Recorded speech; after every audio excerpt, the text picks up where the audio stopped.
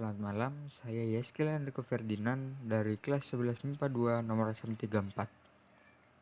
Di sini saya akan menjelaskan tentang siklus menstruasi. Siklus menstruasi sendiri adalah siklus kompleks yang merupakan hasil interaksi sistem endokrin dengan sistem reproduksi yang menyebabkan terjadinya perubahan pada endometrium uterus. Perubahan endometrium uterus tersebut menyebabkan terjadinya pendarahan bulanan yang disebut menstruasi atau mens. Siklus menstruasi terjadi pada saat pubertas dimulai. Pada umumnya, rentang siklus menstruasi adalah 28 hari. Siklus terpendek adalah 18 hari, sedangkan siklus terpanjang adalah 40 hari. Siklus menstruasi terdiri atas siklus ovarium dan siklus endometrium. Tetapi kita di sini akan membahas tentang siklus ovarium saja.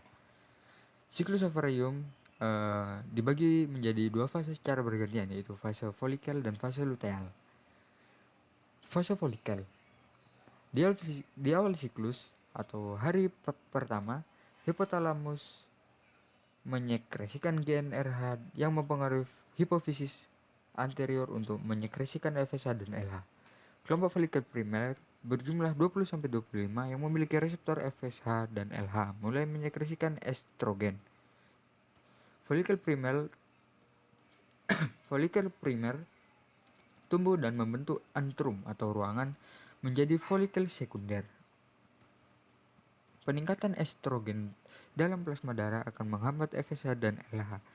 Penurunan FSH ini selanjutnya menghambat pertumbuhan folikel, kecuali folikel utama yang akan dilepaskan saat ovulasi.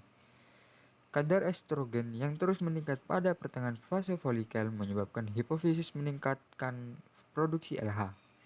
Puncak LH menimbulkan efek terhadap folikel utama, yaitu oosit primer berkembang menjadi oosit sekunder, serta sintesis enzim dan hormon prostaglandin untuk merobek folikel matang sehingga terjadi ovulasi yang menyebabkan oosit sekunder. Lalu, yang selanjutnya adalah fase luteal. Folikel graaf yang ditinggalkan oosit sekunder berubah menjadi korpus luteum. Korpus luteum selanjutnya memproduksi progesteron dan sedikit estrogen. Peningkatan kadar progesteron dan estrogen dalam plasma darah berefek umpan balik negatif terhadap LH dan FSH, sehingga kadar FSH dan LH menurun. Kadar LH yang menurun menyebabkan korpus luteum mengalami kemunduran dan berubah menjadi korpus albikan. Akibatnya pada estrogen dan progesteron menurun dengan tajam. Penurunan kadar estrogen dan progesteron tersebut menyebabkan berkurangnya efek umpan balik negatif terhadap hipofisis, sehingga hipofisis anterior mulai memproduksi FSH dan LH untuk memulai siklus baru. Sekian penjelasan dari saya, kurang lebihnya mohon maaf. Terima kasih.